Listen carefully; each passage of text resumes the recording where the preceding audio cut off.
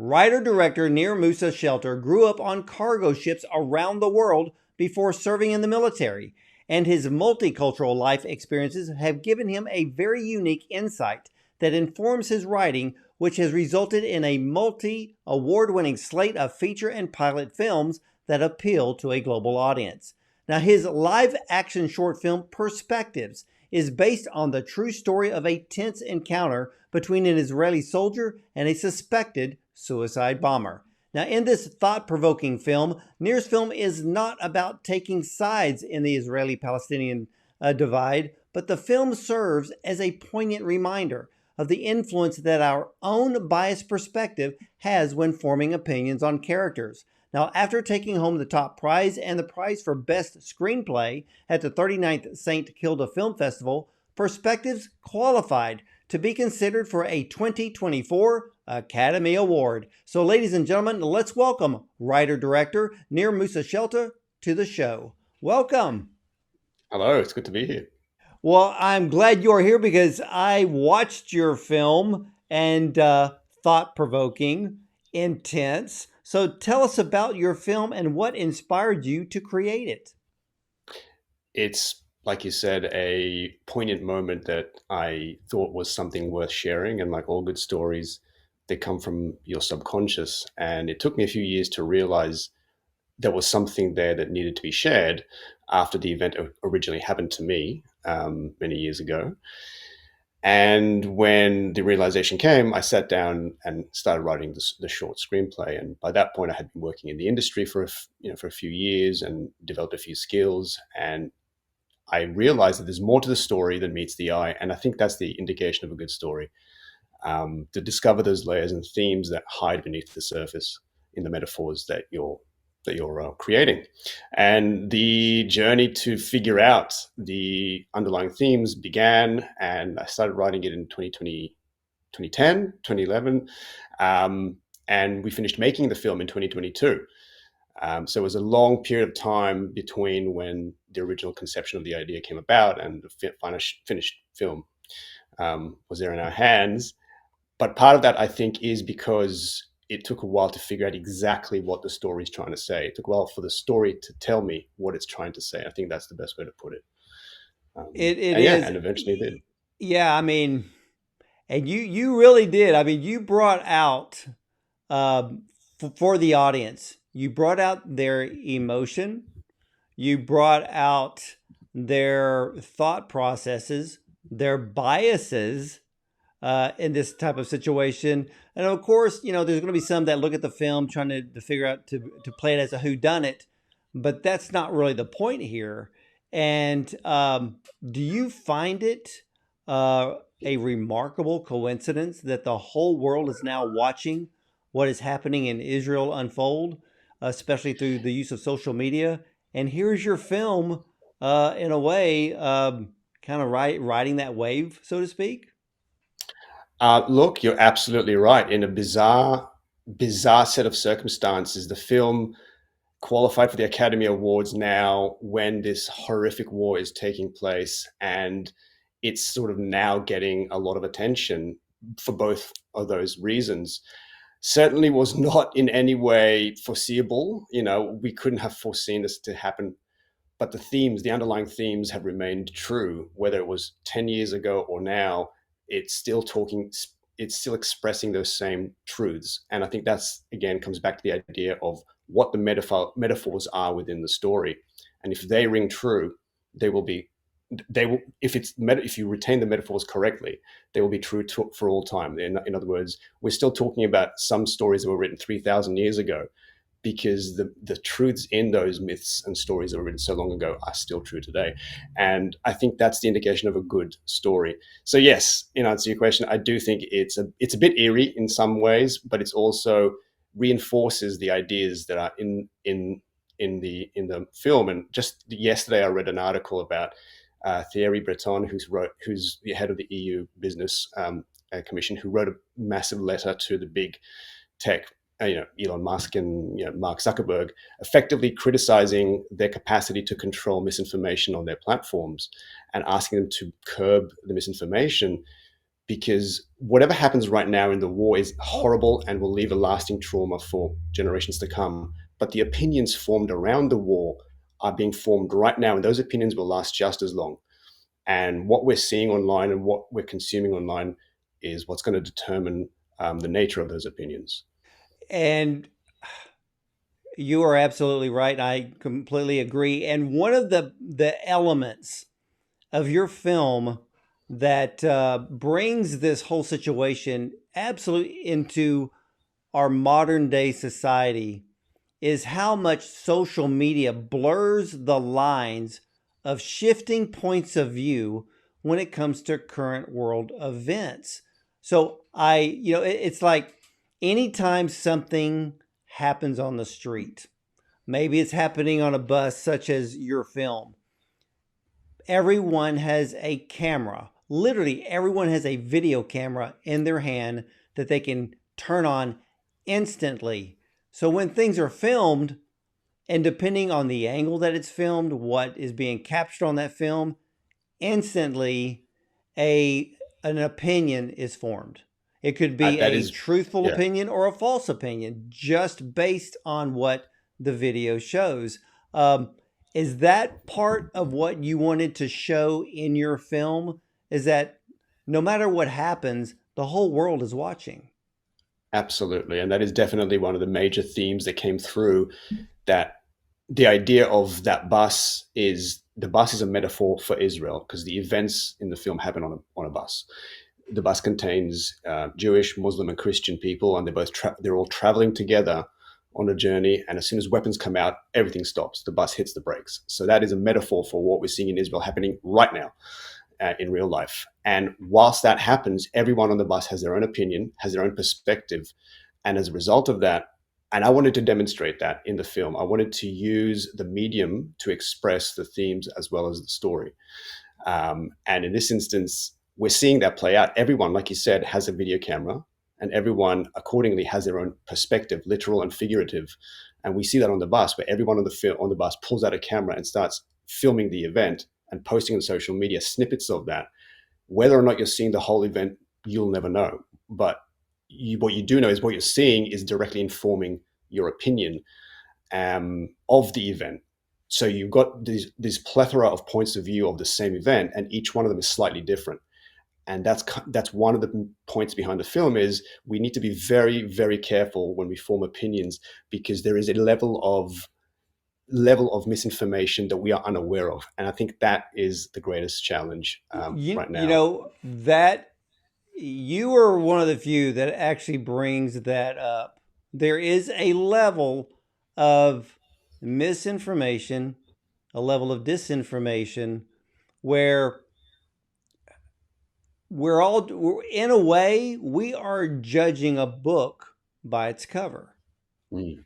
Um, and without choosing sides, because, well, let me back up a second, because I watched your film more than once, because I'm watching intently to break down all of the elements of the story, and really wanting to be. It's almost like I wanted to see what it was like to be a passenger on that Mm. bus. What would I be thinking? Would I be pulling out my cell phone and filming? Probably, for me personally, probably not. I'm not that kind of person. But when the Israeli soldier basically armed her weapon and literally pointed it at the guy, my first thought was, if you take that shot now, you're not only going to kill him, you're going to kill the bus driver. Because I thought it was interesting as to where you placed the suspected bomber in that particular seat. Did you choose that on purpose? Absolutely, yeah. It was the idea again is to demonstrate a microcosm of the grander backdrop. So collateral damage is an inevitable part of that.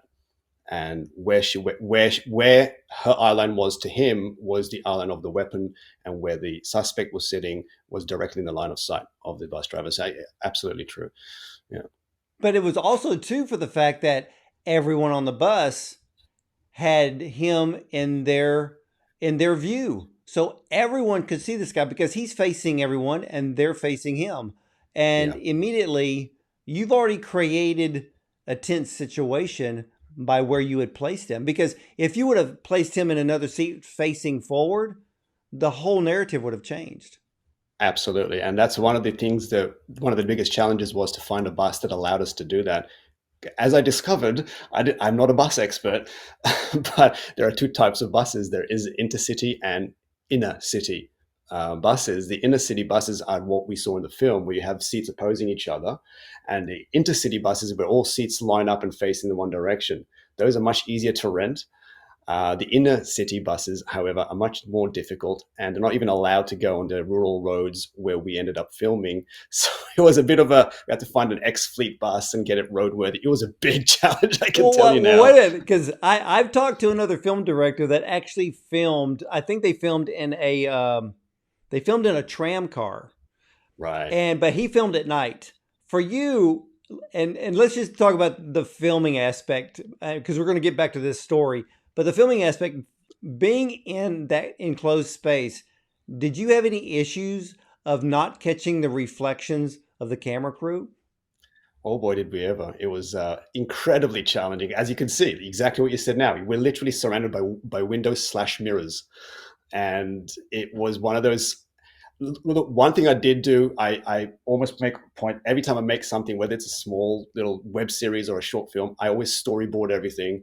And for this particular short film, I created a 3D pre-visualization animation, which I then sat with the director of photography and we planned out every single shot.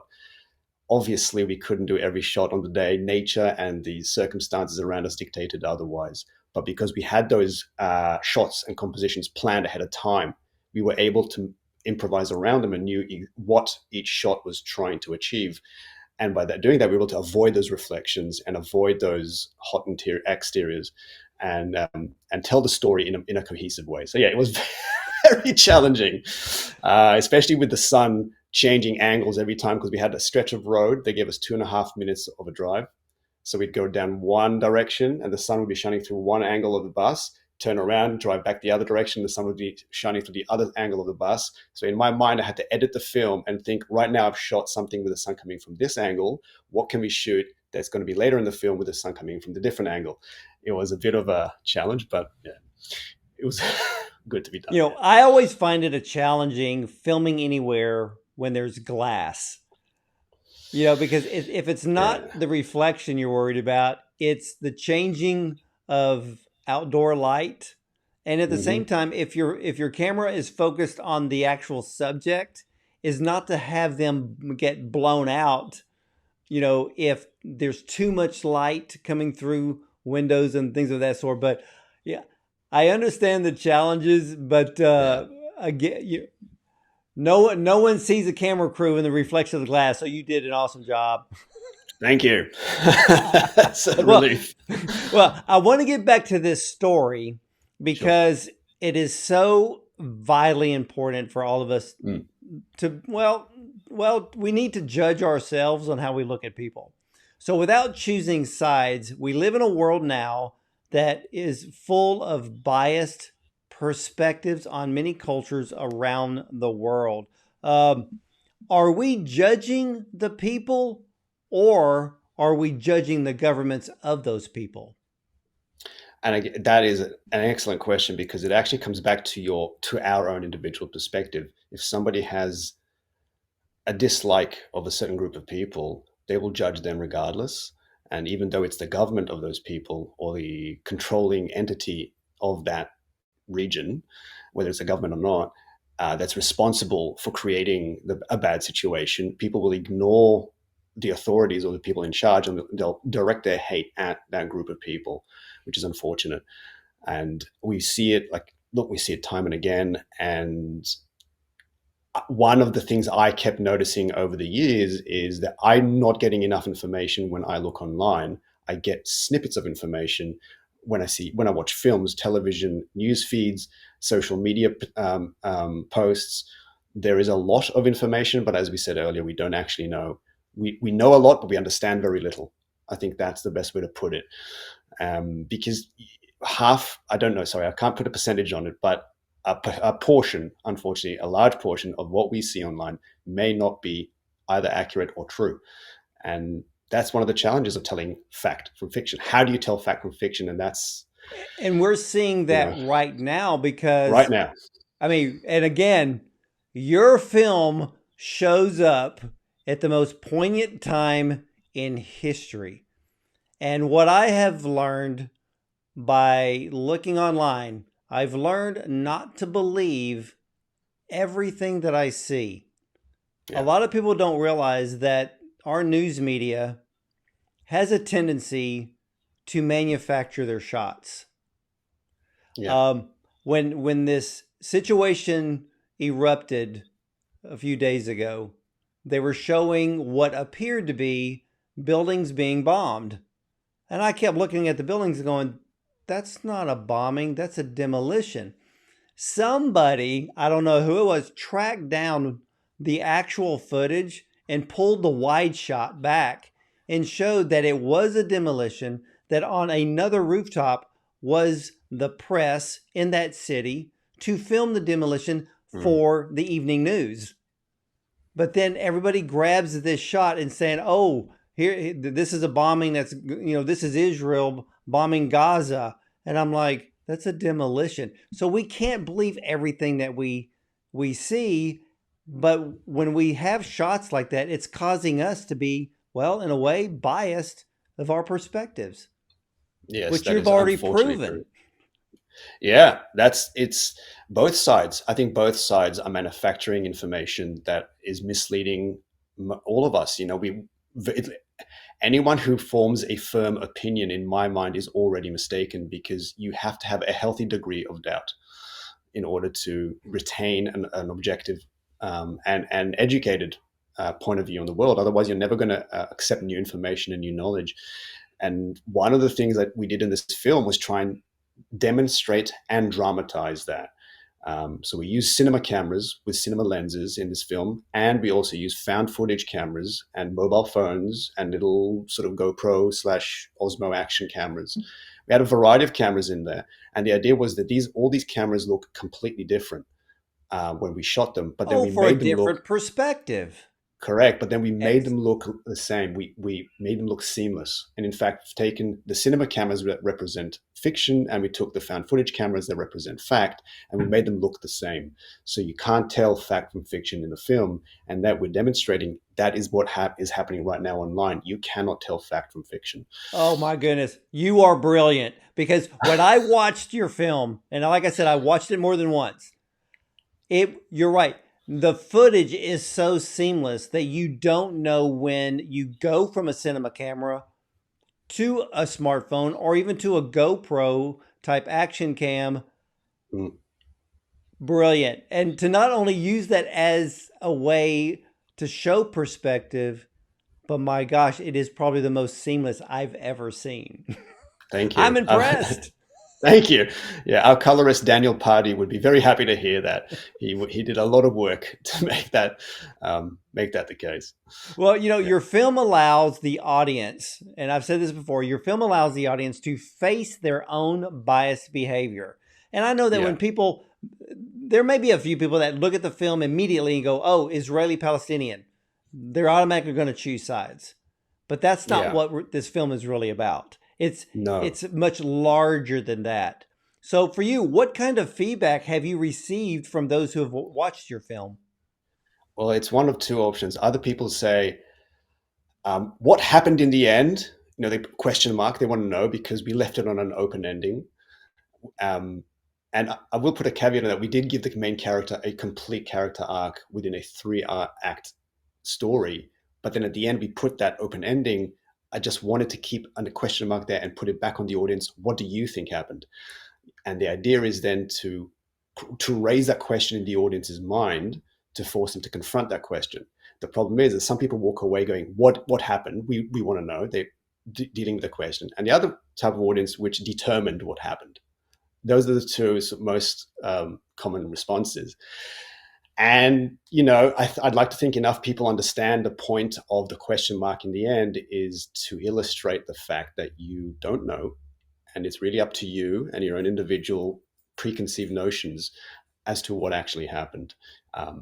in the end. And I think to some degree enough people are picking up on that now, like yourself. Like you said, you understood from that there's you need to engage yourself with the material you're watching it before you make that snap decision. Well, um, even when they're standing out, when she tells him to get off the bus, and they're standing outside that bus, and she's trying to figure out, does he have a trigger?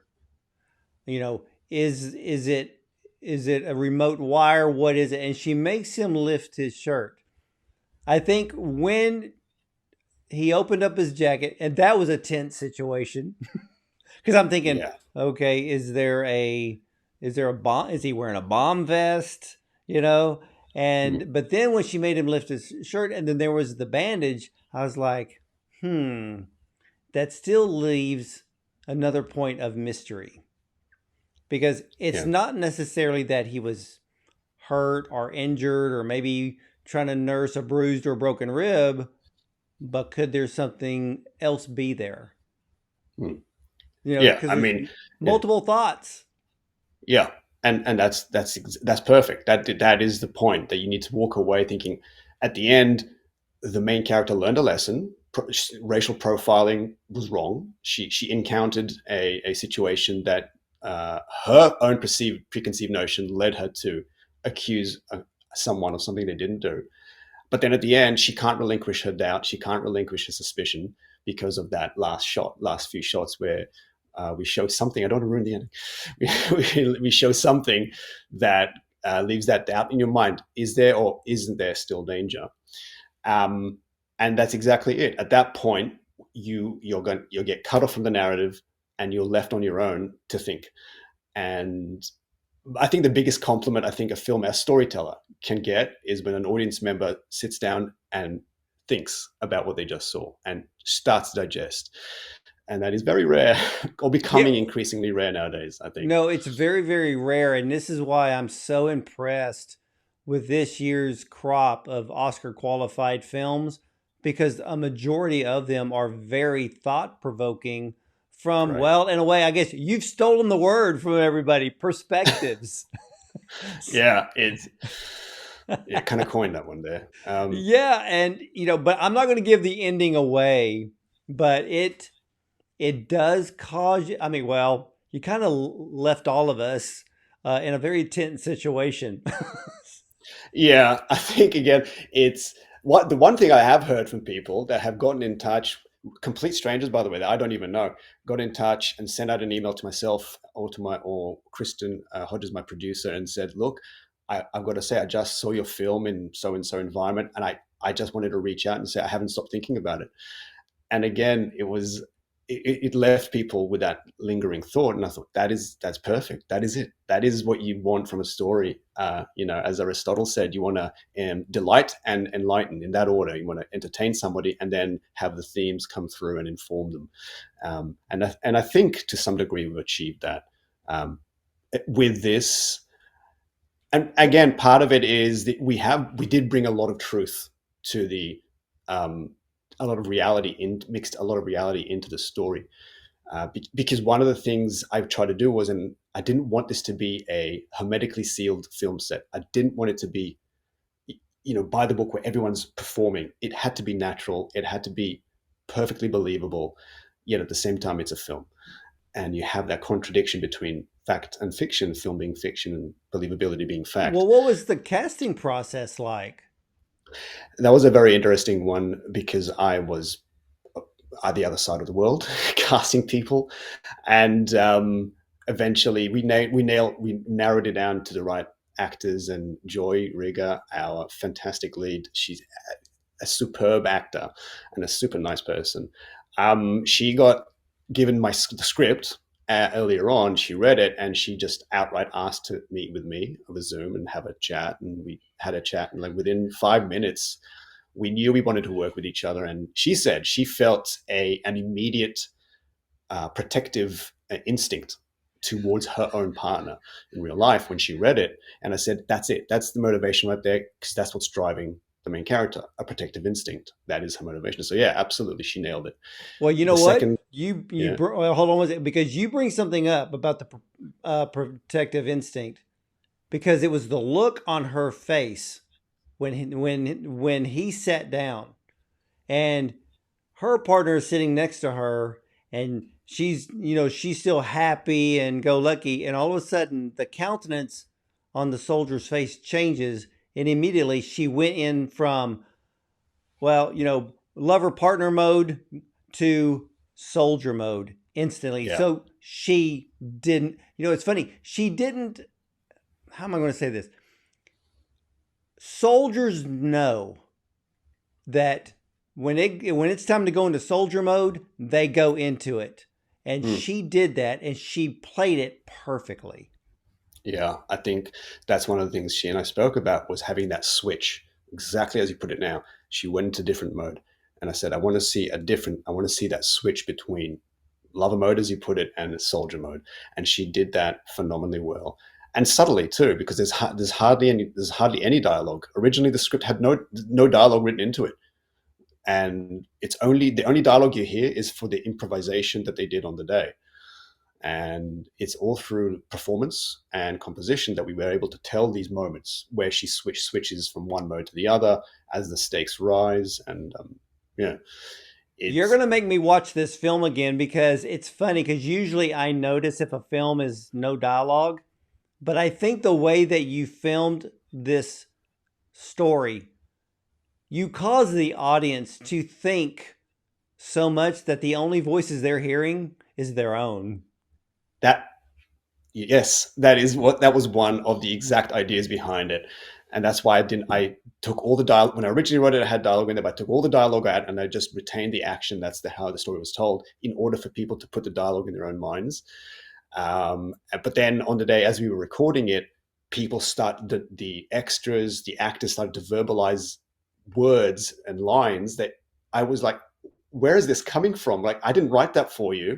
Obviously, it's coming from the moment, because there was no dialogue in the script. I'd say one of the reasons for that is attributed to the chemistry the actors had. I kind of tricked them into in the pre-production process. I told their agents, because these are all, by the way, really big actors in their own right. Joy, our lead, she won Tribeca's Best Actress in 2018 for a feature she acted in. Carlos Gazuzzi, a wonderful man, who played the man. He was one of the highlights in Fauda, which is a massive Netflix series. Kalmel Bin, plays the soldier's partner, has her own show now. After this film, there was a lot happening there in terms of talent. And I talked to their agents. I said, guys, we have a very strict rehearsal schedule and we have to get this right. And they said, yeah, absolutely. We'll make sure they're ready to go. So after our hair and wardrobe tests, I got a taxi. I arranged for a taxi to stand outside for us. We all got into the taxi, myself and the actors, and then it drove us to a 2,000-year-old building in the ancient city of Akko, where a bunch of hipsters gutted out the building and built a beautiful restaurant into this building. And I walked the actors in, and I had arranged ahead of time for there to be a table spread out with food and beers. And we just sat down and started drinking and eating and laughing. And we had just had a great time. It was a great afternoon. And that was our rehearsal. Those beers and drinks were our rehearsals. At the end of the process, Carmel, the actress who plays the partner, dragged me aside and said, I'm on to you. I know what you're doing. And I said, is it working? And she goes, yes, it so is. And lo and behold, after the film was finished, they became a couple in real life. Like, the chemistry you see on film on the film is real, and that was the idea. We brought real chemistry, real relationships into the film. Yet it's a film, so you have that reality and fiction, being smooched together. And again, you just don't know what's fact and fiction. And Well, yeah. how did you cast the bomber? Were you looking for a particular look? I was looking for a particular performance, and something about Carlos, it just rang true. And his character in Fauda plays the son of the Palestinian territory leader who's torn between allegiances, and he's got this internal conflict. And Carlos has this phenomenal talent. He's such a good actor that he was able to take that internal conflict and demonstrated through his performance. In other words, he didn't have to go over the top. He used subtlety, he used nuance, and you could understand. You could see his vulnerability, and you could see his defiance, both at the same time, and he was conflicted between the two. And I wanted that vulnerability, and I wanted that conflict in the film, and he nailed it. Yeah, Yeah, and because he, because if he played tough and standoffish from the very get go, you'd go, yeah, he's got a bomb. But yeah, like you said, if he's vulnerable in certain areas, then the audience doesn't really know. yeah, But then the soldier, on the other hand, she doesn't know either. and You know, that's because I exactly the know that point. they're trained to look for certain signs, certain movements, and he wasn't really showing those. So in a way, he could have been, or he could have not have been, because Yeah, his acting was so great. exactly. And I think for me, that's good acting. A good actor takes the nuance and takes the minutia and uses that to perform big moments. And when you do the opposite, when you take big emotions and big responses, physical responses, and you try and perform big moments, it normally often backfires, and you often get over the top moments. But no, he did it. He walked that fine line between yes, no, is he, isn't he? You just can't tell. Um, yeah, and that was one of the again, goes back to this idea of you don't know, and That's yeah, you don't know. And through the whole film, from the beginning to the end, you don't know. And of course, yeah, there'll probably be people who automatically will be biased and make a judgment call on that. But if they do, they weren't watching the film very close. precisely. I mean, absolutely. I think I'd like to think enough people now have been exposed to enough untruths and truths online to be able to understand that. Like it's becoming the film is becoming more and more relevant because more and more people are hopefully starting to realize that there is a bias in either direction of politics, no matter where you stand. And the more you are online, the more you're exposed to the mixture of fact and fiction. Yeah, I always use an example, because I believe now, and you can correct me if I'm wrong, between Israel and Gaza, I believe there's a wall between the two territories where decades ago there was no wall. Mm. And back in the day, you would have Palestinian children playing with Israeli children. Neither one of them didn't grow up to hate one another until either the government told them to hate one another or their parents told them to hate one another. But they were just children. They looked at each other. They didn't look at each other as being different. They were just playing with their friends. And I think a lot of people have lost that perspective today to Yeah. realize that what we see on the news is governments talking, not the actual people. You know, Mm. we've become so biased as a society that we're judging the people based on the actions of the government. That is And very true. yeah, and we need to realize that it doesn't matter whichever side, they're all human beings. You know, and I'm talking about the ones that they're not part of the army or the military. They're everyday people who were going to work or going to school, trying to live their life the best that they knew how. And you really brought this, the whole perspective up, to the forefront. Now, for you, besides the filming challenges, filming inside of an enclosed space, were there any challenges to filming in Israel as well as the Palestinian territories? Absolutely. Carrying anything on your shoulder that's got a round round end or under your arm looks dangerous.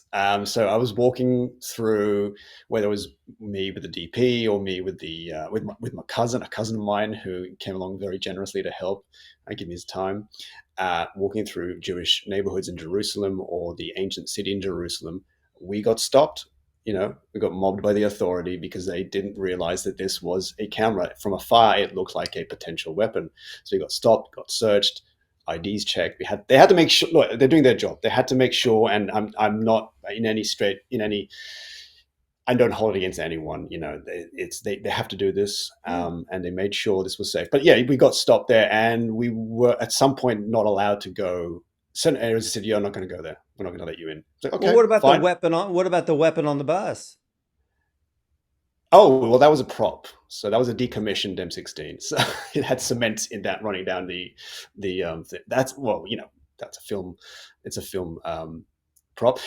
But at the same time, we shot the opening shot of the Wailing Wall from the Jewish side, from the Jewish quarter in Jerusalem, but then we needed to get a shot from the other side, from the Palestinian side, and we actually drove into East Jerusalem, drove into the Palestinian territories, and we filmed there. And we got mobbed there as well. And as the mob was closing in on us, my cousin and I sort of realized, okay, it's time to pack up. So we packed up the camera, put it in the car, and got elegantly out of there as well. So yeah, on both sides we got approached. It's like filmmaking is never easy. There's an old saying: every time a film gets completed, it's a little miracle. I think in this instance, Absolutely. is true I've as heard the well. war stories, no Yeah. pun intended, but I've heard the stories of what it will take to get a film done. And that includes a short film. How long did it take you to film this one?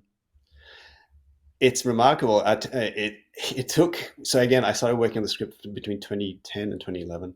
We shot in 2019, as that was almost 8 years of development and prep. Admittedly, on and off. It's a short film, so it's not a full time job. But still, it took that long to develop the script and raise the finances and get things to the point where you can actually make the film, because it was all independently produced. It had no government support.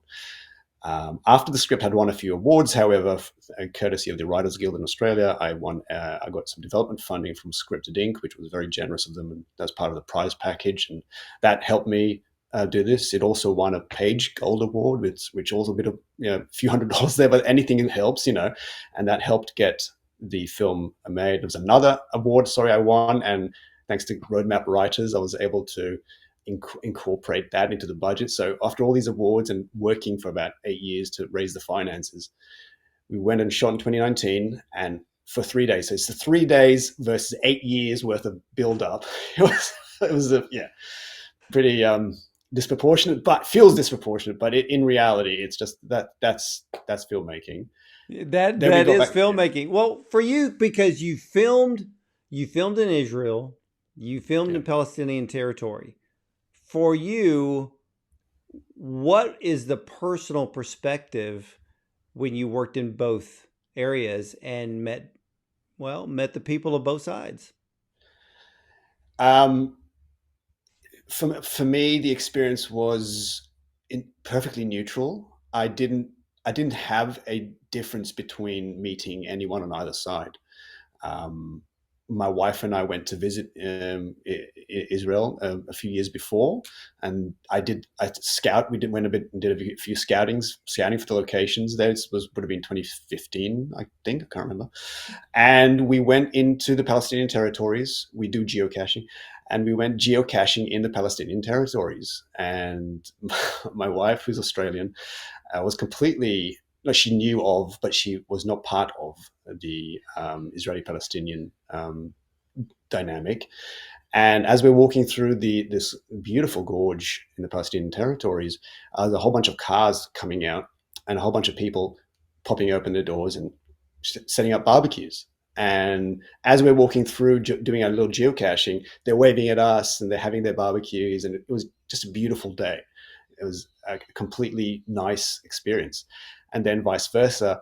In the same tone, we then went geocaching in Tel Aviv. Same thing. You're walking down the streets or walking down the beautiful alleys, and people are just, hey, waving at us from cafes, because they just did. And there was no, so from someone like my wife's perspective, who is completely neutral in it, she didn't know the difference. From her point of view, it's just, oh yeah, these are nice people, and these are nice people, and I'm just having a nice time with both. So it was interesting to see that, and I think to some degree, her neutrality brushed off on me, and I sort of took that on and kind of felt, yeah, this fundamentally is no difference between the people. on a theological and cultural level, there's a big difference between the people, of course. Yeah, Um, it's like the old saying, one bad apple spoils a whole bunch. But yeah, unfortunately, we need to stop judging the bunch. Just because one person does something bad doesn't mean the rest of them are the same way. absolutely. And this film was such a fine line to walk.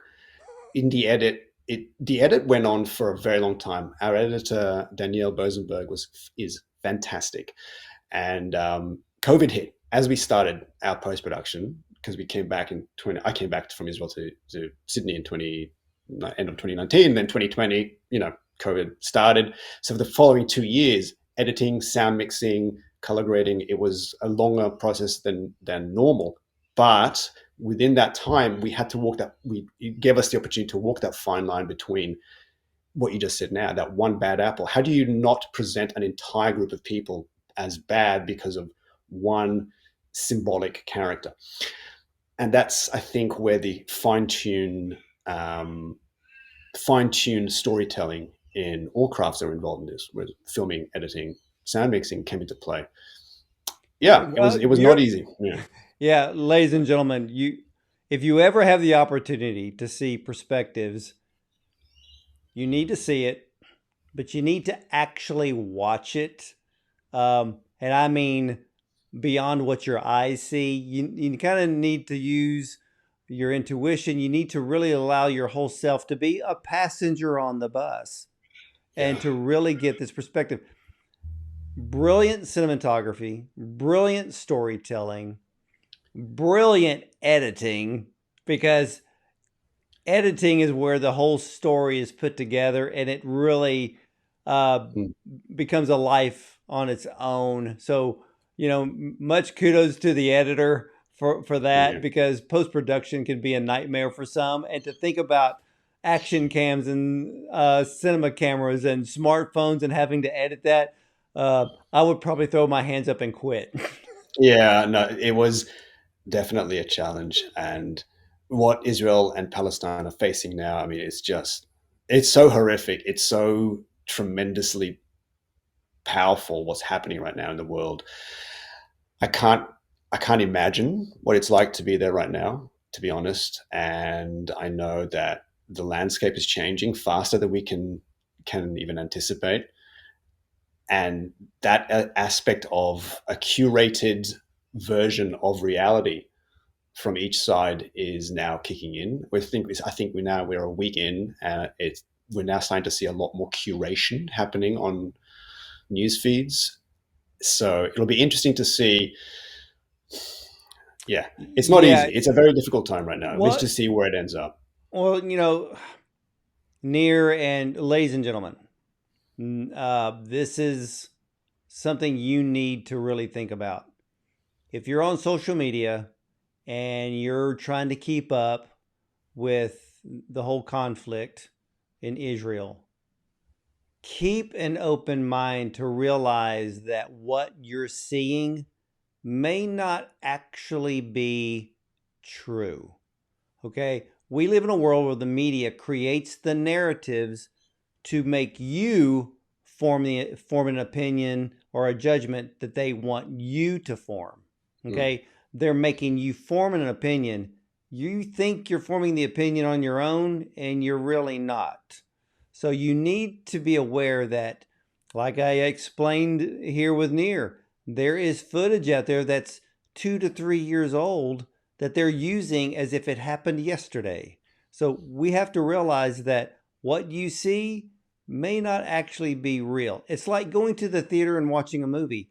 We know it's a movie, we know it's all make believe, but a lot of that is starting to cross over and has been crossing over into real life. So maybe some of the things you're seeing is really a movie and not really truth about what this conflict is about, or should we know, or what it's kind of leading us to believe. And Neer, I've got to hand it to you. You did a stellar, brilliant job on this film, and not just the film, but the message that you've brought forth. We all need to truly take that inside of us and we need to start judging ourselves. And again, we got to start judging what we actually see. Absolutely. Yeah, I certainly hope that we've passed the social media's infancy stage. We're no longer in that teething period. We're now entering its, let's say, teenage years. I'd like to think people are going to start engaging with what they see online in a more informed or critical manner than just taking it on its word. I'm hoping people will develop, Well, myself included. You know. I have a little way um, of ticking off people online, not on purpose. It's more of finding truth. When I see a post that someone makes, and they're instantly choosing sides or making a judgment call, my message back is usually, "Do you have a link to prove that?" That's a great way They of, never answer back. So that, yeah. that tells me a lot. But I want to leave on a great note with you. So, what does it mean to have your film Oscar qualified? Well, it's making films is starts at a glacial pace. You work so hard to get the story out of your mind onto the page, develop that, and finance it. It takes so long to reach that intense period of the shoot, and then the painful and yet pleasurable period of post production. And you never know if anything's going to come of it. Like, there's no guarantees. It could go nowhere. It could see nothing. Nothing could come of it. It could be a huge risk, and then nothing. But in this instance, something obviously came of it. And aside from the message that the film is trying to put out there, and aside from the telling a story, which I think is fundamental to humans, there is obviously a career benefit intended behind a short film. It normally is something a writer and a director do as a calling card to show producers and executives that they can actually do what they claim to do. And in this instance, yeah, look, being Oscar qualified means it could get shortlisted and potentially nominated, and that is a unprecedented career stepping stone that any filmmaker would jump at. And it potentially is something that can finally help me take big steps towards a writing directing career. You never know though, and you can only all you can do is keep hoping and keep creating. Well, does it So does it make you feel a little nervous? naturally, I think nerves are an inherent part of it. Hopeful, nervous, and to some degree, it kind of ratifies the efforts that the cast and crew and myself put into this. Because, like I said, we didn't know if anyone would actually get what we're trying to say when we were making the film, and I suppose to some degree, this ratified that. It Yeah, I made I us. got what it meant. Oh, great! There you go.